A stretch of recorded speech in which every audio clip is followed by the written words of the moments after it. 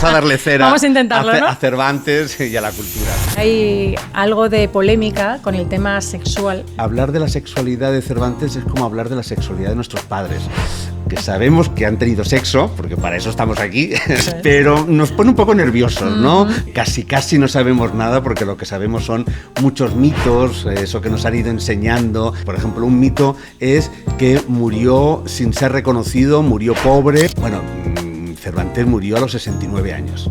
Y una vida vivida plenamente, y yo leyendo El Quijote y leyendo sus obras, es que me parece que es un disfrute.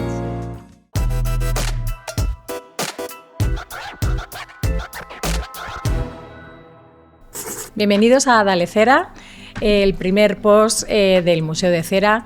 Con nosotros tenemos hoy a José Manuel, un especialista en Quijote, en Cervantes sobre todo, y bueno, pues es profesor de la Complutense. Bienvenido. Bueno, muchas gracias. ¿Qué tal? Un placer, de verdad, está aquí dándole cera. Vamos a darle cera. Vamos a intentarlo, ¿no? A Cervantes y a la cultura. Genial. Bueno, tenemos aquí un libro tuyo que acabas de escribir.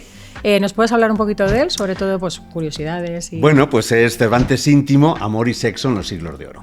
Ni más ni menos. Interesante. De pronto, de alguno de esos mitos que tenemos ya establecidos de Cervantes, porque casi todo el mundo de pronto decimos, ay, no, yo de Cervantes lo sé todo. Bueno, pues en el libro demuestro que casi no sabemos nada, porque lo que sabemos son muchos mitos, eso que nos han ido enseñando, casi las estatuas que están en las plazas.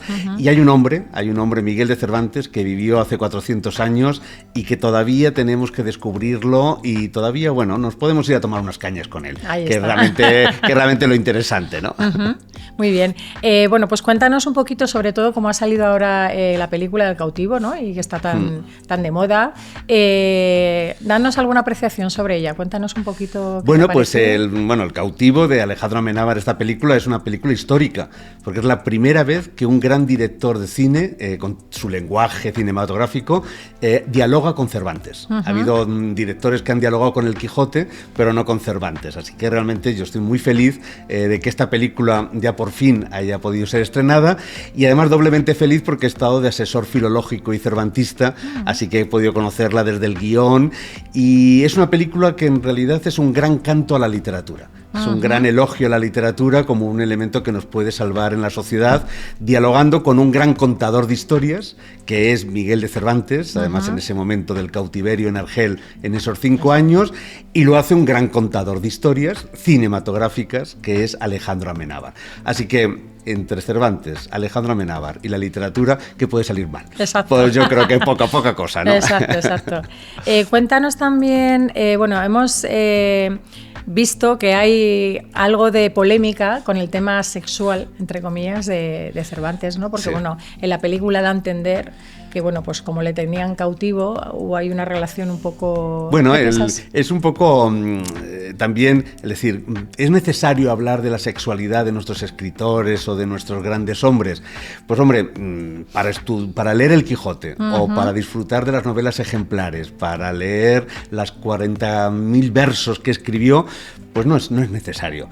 Pero claro, si queremos conocer un poquito al hombre, la sexualidad forma parte de nuestra vida. Claro, una vida muy privada, una parte, digamos, muy personal. Y bueno, a veces casi hablar de la sexualidad de Cervantes es como hablar de la sexualidad de nuestros padres, que sabemos que han tenido sexo, porque para eso estamos aquí, o sea, tenemos conciencia, pero nos pone un poco nerviosos, ¿no? Pensar a nuestros padres en un momento en algo que nosotros también disfrutamos o soñamos con disfrutar, ¿no? Pero yo creo que es necesario, o sea, es necesario hablar de la sexualidad y sobre todo insertarlo en la sexualidad de su época.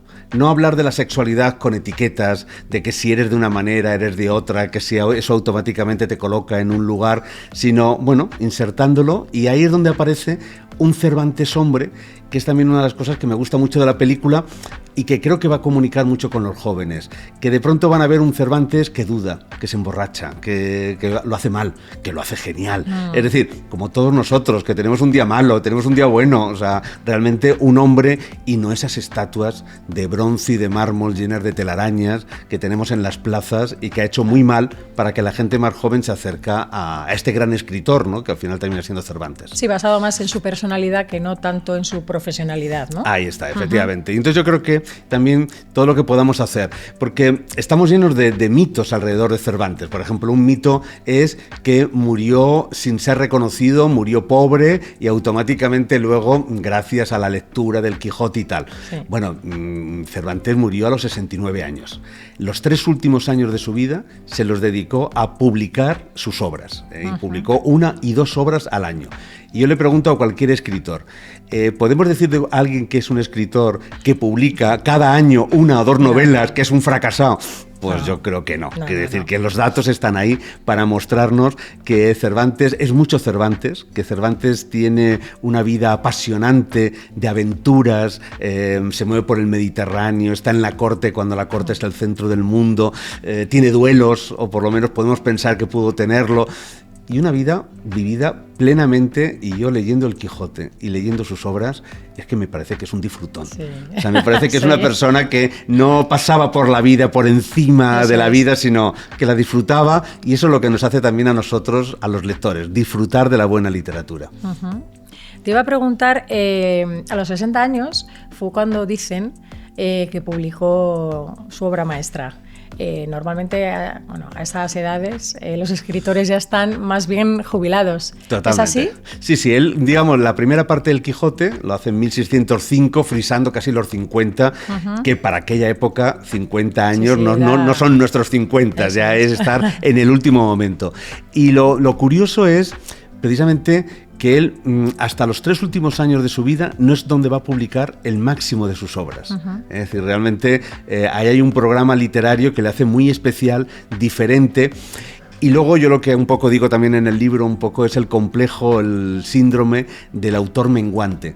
O sea, Cervantes no dejó de leer y de escribir desde que era joven, hasta incluso le dan la extrema unción y sigue todavía escribiendo porque quiere dejar, digamos, presencia en la fama de lo que ha hecho.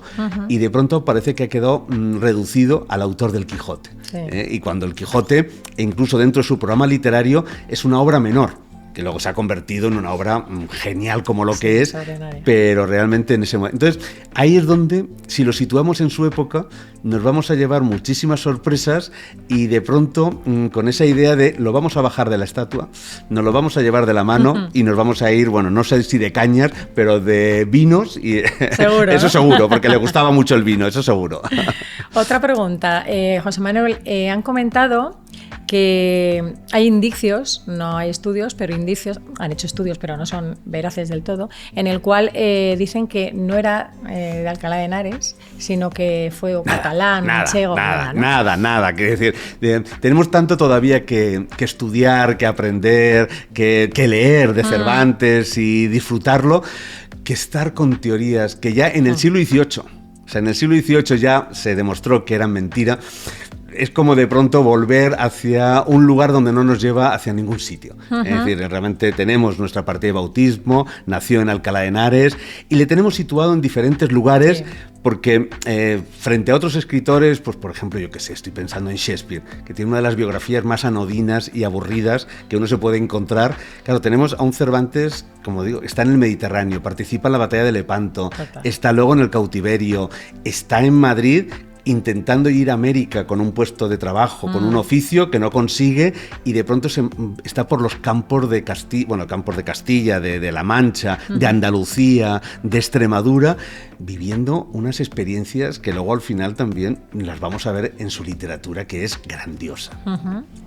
Pues bueno, te agradecemos que hayas estado con nosotros. José Manuel, cuéntame, ¿has estado en el Museo de Cera últimamente? Bueno, últimamente no. Estuve de niño, tengo recuerdos y tengo que volver porque, bueno, quiero también saludar a Cervantes, a esa figura que precisamente tenéis en el Museo de Cera, y bueno, darle también un poquito, dialogar con él, o sea, poder estar en alguna manera y presentarle mis respetos, porque al final también lo que tenemos que hacer a los grandes escritores es presentarles los respetos, y qué mejor que hacerlo que leyéndole. Así que esa lectura continuada que se ha hecho del Quijote en el Museo de Cera me parece una propuesta del mejor homenaje que se le puede hacer precisamente a un escritor. Así es. Pues muchísimas gracias por haber estado con nosotros y esperamos verte pronto. Pues eso, un placer, como siempre. Gracias.